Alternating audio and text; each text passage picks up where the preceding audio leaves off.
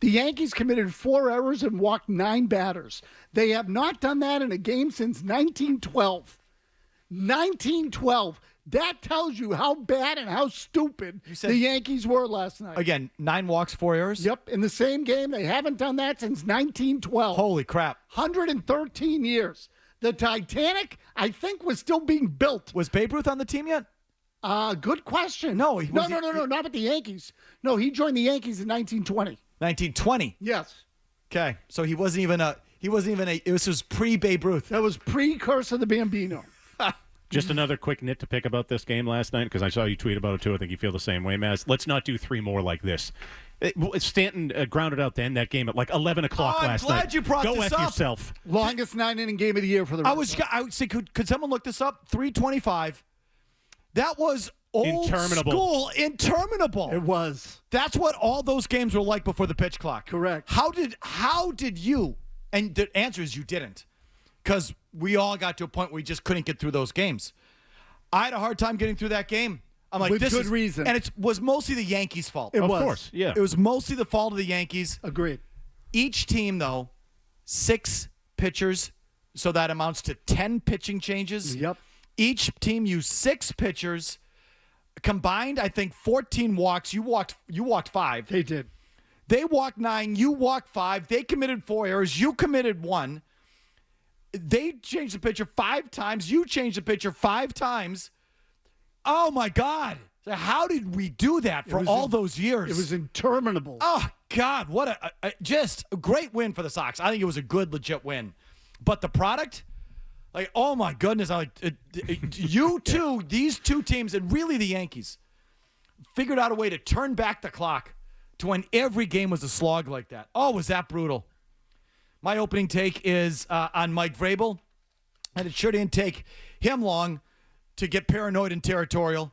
Sure did not take him long to bring the infighting to the forefront. You know, last night he called out members of his organization as rats. This actually happened last night. Yes. And I don't feel like it's getting enough attention. It's not getting followed up on because I'm the a-hole, and like how I view these things and look at these things is just not how the modern media looks at these things, or maybe the consumer. Maybe this is just a sign of I'm a dinosaur. And I'm, not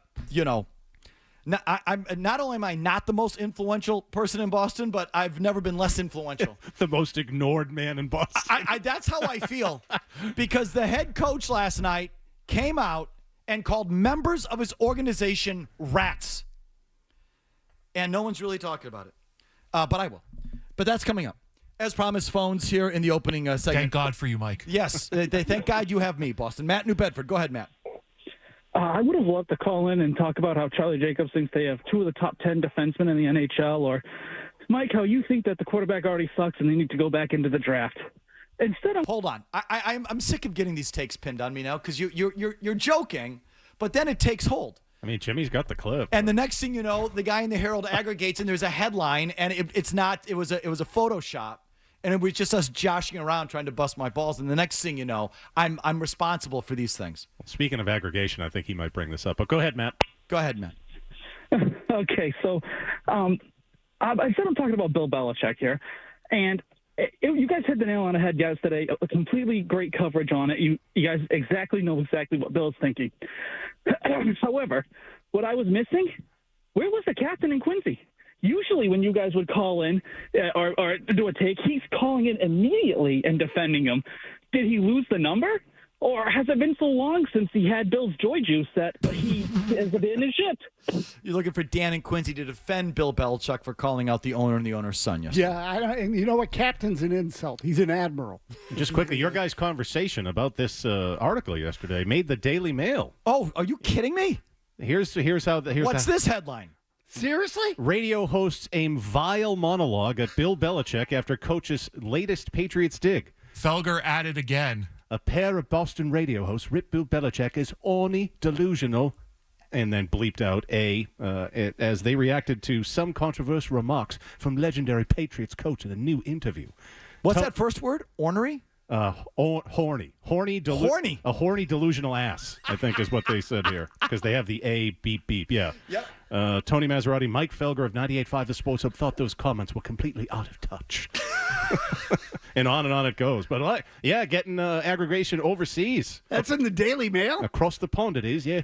The Brits love me. Good job, Felger. I hate aggregation. It's the bane of my existence. Thank you, Mike. Ian in New Bedford. Go ahead, Ian. What's going on, guys? So, Mazz, do you think Roman Anthony should have been on the opening day roster for the Red Sox? Yes. So it's a fair second guess then that the Red Sox tried to manipulate his service time, and if they would have had him on the opening day roster, they might be leading the division right now. Sure, totally. And I can tell you this too. Like I would include the Christian Campbell part of it in the conversation. Campbell signed their lousy contract. Exactly right. They went with, and again, there's a right-handed, left-handed element there too. So, but that's a smaller piece. Right hand, left hand, or tens of millions of dollars? No, the money. Service time. Yeah, the money. One guy was willing to play ball with him, the other one wasn't, and so it was as much about that, if not more about that, than anything else. Based on what we've seen, who was more ready for the big leagues? It's not even close. And it wasn't even close in spring training. Campbell had a bad spring.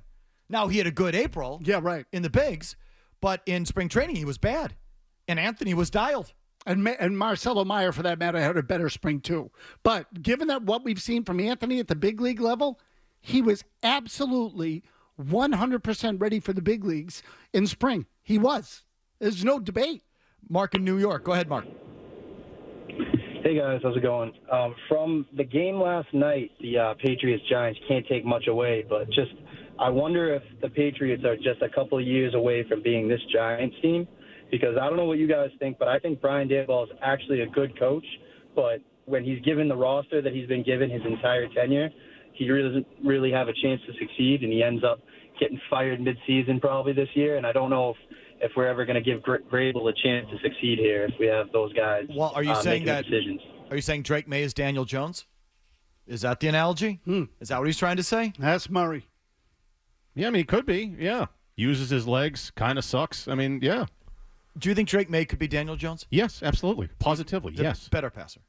Better pure passer. Definitely a better passer. Better pure passer. All right, then Mitch Trubisky then. Better pure passer. You're not being fair now. No, I am. Trubisky had that year that everyone was pants off for. The second year, he threw for over 4,000 yards and had like 25 touchdowns or whatever. Yeah, he could be that and then fool you and then turn into a bum. If he can be great, can't he suck? Not with that throwing motion. I mean, could he suck? He could suck. I guess I'll put it to you like this. The same throwing motion that Greg Bedard thinks Ben Woolridge is better than? Jay Cutler. Yeah, after last night, do you think Ben Woolridge has a better throwing motion than Drake May or anybody? Looks smooth. Given that he's been released? Yeah. No. No. May could suck, but in different ways. I think we've gone down this rabbit hole before. Could he suck like Jay Cutler?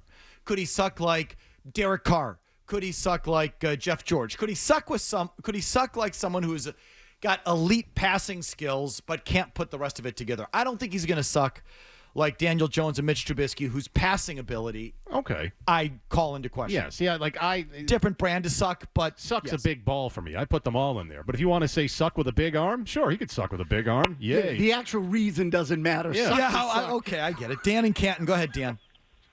Hey, real quick, I caught a piece of the program yesterday. I just want to thank intern Lily and my alma mater, Holy Cross, for keeping youth drinking alive. But on the Sox, I love beating the Yankees. I love Roman Anthony. I'm glad he's with us for the next decade. And I have a lot of fun watching this team. But last night and all of the recent games have just reminded me why they drive me insane.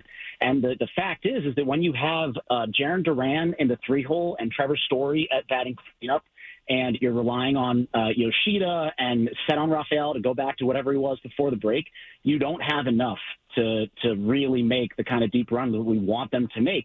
And I can't help but go back and say that we're not hard enough on John Henry for directing this team to cheap out at the deadline and not add like Seattle did. Okay, so you look at last night and say, see, this proves they don't have enough?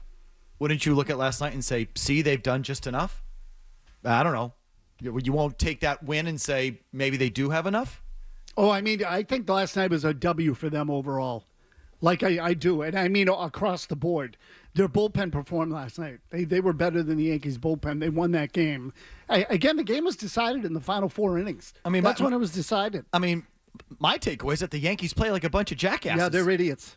And even their bullpen arms. Yep, they're dumb. They got some life out there, but they don't know where it's going. Nope, And the meltdown after meltdown. Who is it? The Doval who stepped off 3 times? Yeah.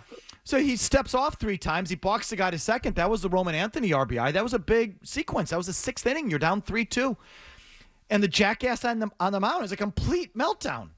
Throws over early and then steps off the 3rd time, gifts him second base, and that's the win. My takeaway is that the Yankees don't know how to play baseball, maybe even worse than you. I told you. The Red Sox are now the 2nd stupidest team in the division.